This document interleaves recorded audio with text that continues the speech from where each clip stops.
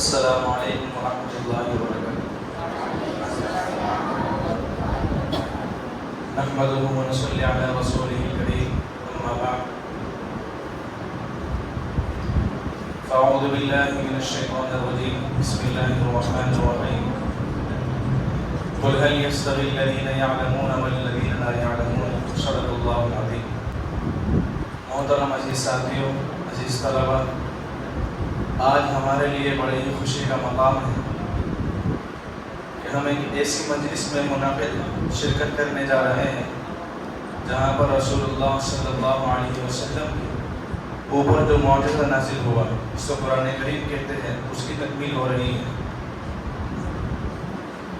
अल्लाह ताला हम सबको बाअमल बनाए, कुरान करीम से इश्क़ अता फरमाए। ये हमारा आज का जो प्रोग्राम, इसमें अल्हम्दुलिल्लाह मदरसा आला के मकतबा आला के 3 तालिब इल्म हिफ्ज़ कुरान मुकम्मल कर रहे हैं। इस प्रोग्राम को जारी रखते हुए अव्वलन में दावत देना चाहूँगा तिलावत कलामुल्लाह के लिए हसन जुल्फ़िकार को कि वो आए और तिलावत कलामुल्लाह से मजलिस को शुरू करें। أعوذ بالله من الشيطان الرجيم. بسم الله الرحمن الرحيم. إن هذا القرآن يهدي للتي هي أقوم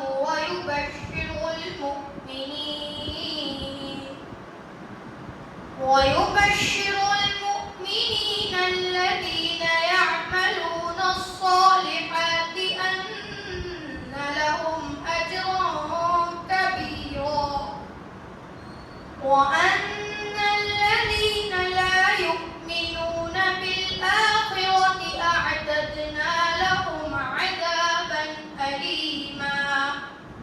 ويدعو الإنسان بالشر دعاءه بالخير وكان الإنسان عجولا.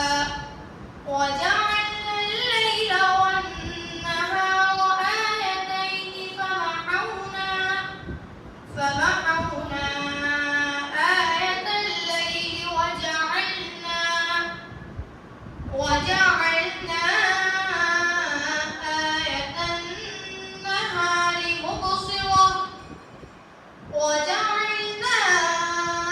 آية النهار مبصرة لتبتغوا فضلا من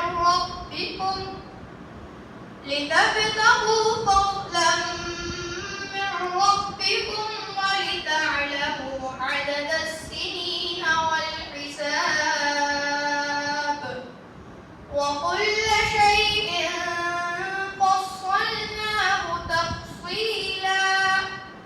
وكل إنسان ألزمناه طائره في عنقه ونخرج له يوم القيامة كتابا يلقاه منشورا. اقرأ كتابك كفى بنفسك اليوم عليك حسيبا. من اهتدى فإنما يهتدي لنفسه ومن ضل فإنما يضل عليها ولا تزر وازرة وزر أخرى وما كنا معذبين حتى نبعث رسولا. صدق الله العظيم. माशाअल्लाह। इसके बाद मैं दूसरे तालिब इल्म मोहम्मद यूसुफ को दावत देना चाहूँगा तिलावत कलामुल्लाह के लिए। أعوذ بالله من الشيطان الرجيم. بسم الله الرحمن الرحيم. لقد صدق الله رسوله الرؤيا بالحق لتدخلن المسجد الحرام إن شاء الله آمنين محلقين رؤوسكم ومقصرين لا تخافون فعلم ما لم تعلموا فجعل من دون ذلك فتحا قريبا هو الذي أرسل رسوله بالهدى ودين الحق ليظهره على الدين كله وكفى بالله شهيدا محمد رسول الله والذين معه أشداء على الكفار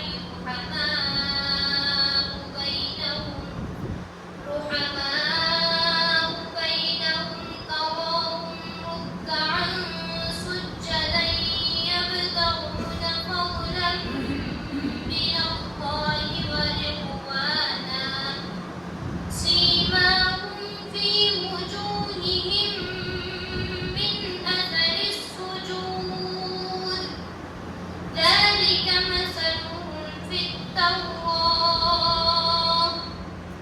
ومثلهم في الإنجيل كزرع أخرج شطأه فآزره فاستغلظ فاستوى على سوقه يعجب الزراع ليغيظ بهم الكفار وعد الله الذين آمنوا وعملوا الصالحات منهم مغفرة وأجرا عظيما صدق الله العظيم ماشاء اللہ اللہم صل وسلم۔ اس کے بعد میں ایک طالب علم کو دعوت دینا چاہوں گا جو قربانی کی فضیلت میں بتائیں گے، جیسا کہ ابھی موقع آ رہا ہے قربانی کا کہ اس کی فضیلت کیا ہے، اس کے بارے میں ایک طالب علم آئے محمد علی مدی اور اپنے پیغام پیش کریں۔ بسم الله الرحمن الرحيم عن زيد بن أرقم رضي الله عنه قال قال أصحاب رسول الله صلى الله عليه وسلم ما هذه الأضاحي يا رسول الله قال سنة أبيكم إبراهيم عليه السلام قالوا فما لنا فيها يا رسول الله قال بكل شعرة حسنة قالوا فالصوف يا رسول الله قال بكل شعرة من الصوف حسنة ترجمة حضرت زید بن ارقم رضی اللہ عنہ سے روایت ہے کہ رسول اللہ صلی اللہ علیہ وسلم کے بعد اصحاب رضی اللہ عنہم نے عرض کیا یا رسول اللہ صلی اللہ علیہ وسلم ان قربانیوں کی کیا حقیقت اور کیا تاریخ ہے؟ آپ نے فرمایا یہ تمہارے روحانی اور نسلی مورث حضرت ابراہیم علیہ السلام کی سنت ہے، یعنی سب سے پہلے ان کو اللہ تعالیٰ کی طرف سے اس کا حکم دیا گیا اور وہ کیا کرتے تھے، ان کی اس سنت اور قربانی کے اس عمل کا پیروی کا حکم مجھ کو اور میری امت کو بھی دیا گیا ہے۔ ان صحابہ رضی اللہ عنہم نے عرض کیا پھر ہمارے لیے یا رسول اللہ صلی اللہ علیہ وسلم ان قربانیوں میں کیا اجر ہے؟ آپ صلی اللہ علیہ وسلم نے فرمایا قربانی کے جانور کے ہر بات کے عوض ایک نیکی۔ انہوں نے عرض کیا تو کہ ان کا بھی یا رسول اللہ صلی اللہ علیہ وسلم ایک مثال ہے۔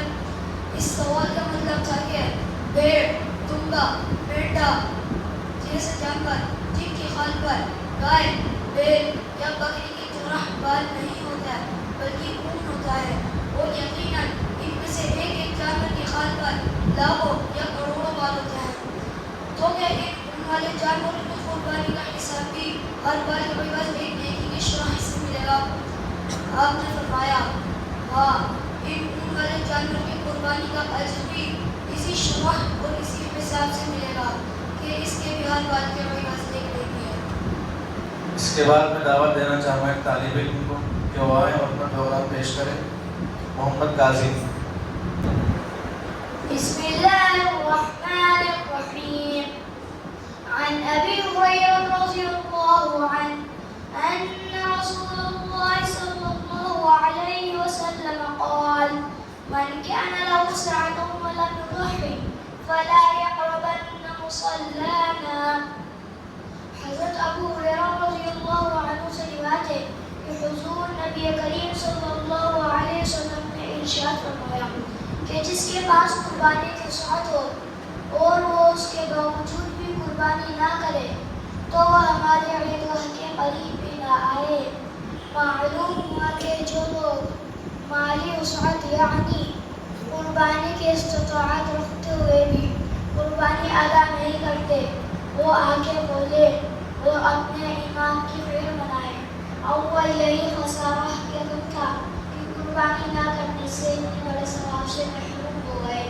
پھر اس سے بڑھ کر صاحب رؤوف الرحیم مجسم رحمت بے کر شفقت حضور نبی کریم صلی اللہ علیہ وسلم سخت ناراض ہو گئے اور عیدگاہ میں حاضری سے روکتے تو سوچئے ایسے شخص کا ٹھکانہ کہاں ہوگا۔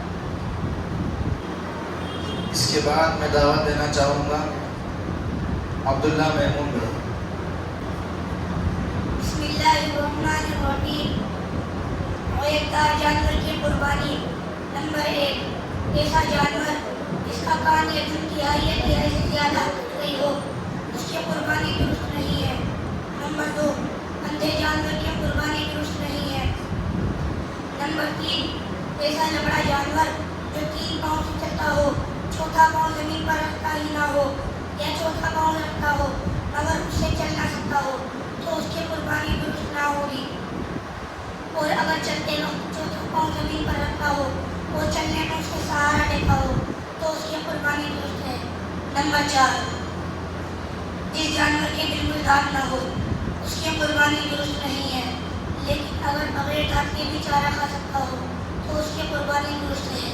نمبر 5، جس جانور کے پیدائش سے کان نہیں ہے اس کی بھی قربانی درست نہیں ہے، اور اگر کان بالکل چھوٹے ہیں تو اس کی قربانی درست ہے۔ نمبر 6، جس جانور کے پیدائشی سے سینگ نہیں ہے یا سینگ تو تھے لیکن ٹوٹ گئے اس کی قربانی درست ہے، البتہ اگر سینگ بالکل جڑ سے بڑھ گئے ہو اور دماغ کے اندر کا گودا یا ہڈی ظاہر ہو گئی ہو تو اس کی قربانی درست نہیں ہے۔ نمبر 7، ایسا دبلا اور مریل جانور جس کی ہڈیوں میں بالکل گودا نہ ہو اس کی قربانی درست نہیں ہے۔ مسئلہ، خصی جانوروں کی قربانی افضل ہے۔ بعض لوگ یہ سمجھتے ہیں کہ خصی جانور میں کمی ہو جاتی ہے اس لیے وہ مکروہ ہوتا ہے۔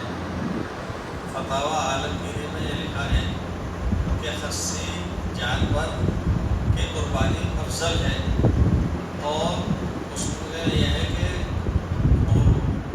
رسول پاک علیہ السلام سے بھی ثابت ہے، اور یہ جس کو ایسا دکھائی دیا جا رہا ہے کہ کوئی عضو اس کا کم ہو رہا ہے، حقیقت یہ ہے کہ اس جانور میں اس کے گوشت میں خوبی پیدا کرنے کے لیے خصی کیا جاتا ہے، تو وہ اس کا عیب نہیں، وہ اس کی خوبی ہے۔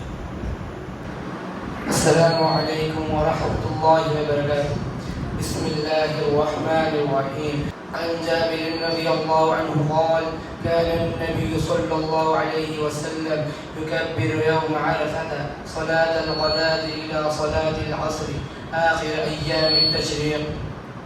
حضرت جابر رضی اللہ عنہ سے روایت ہے کہ رسول اللہ صلی اللہ علیہ وسلم عرفہ کے دن یعنی 9 ذی الحجہ کی فجر کی نماز سے ایام تشریق یعنی 13 ذی الحجہ کی عصر کی نماز تک ہر فرض نماز کے بعد تکبیرات تشریق جہرن کہتے تھے۔ تکبیرات تشریق یہ ہے: اللہ اکبر اللہ اکبر لا الہ الا اللہ واللہ اکبر اللہ اکبر وللہ الحمد۔ یہ تکبیر 9 ذی الحجہ کی فجر سے ایام تشریق کے آخری دن یعنی 13 ذی الحجہ کی شام تک مردوں پر بلند آواز سے اور عورتوں پر آہستہ آواز سے ہر فرض نماز کے بعد پڑھنا واجب ہے۔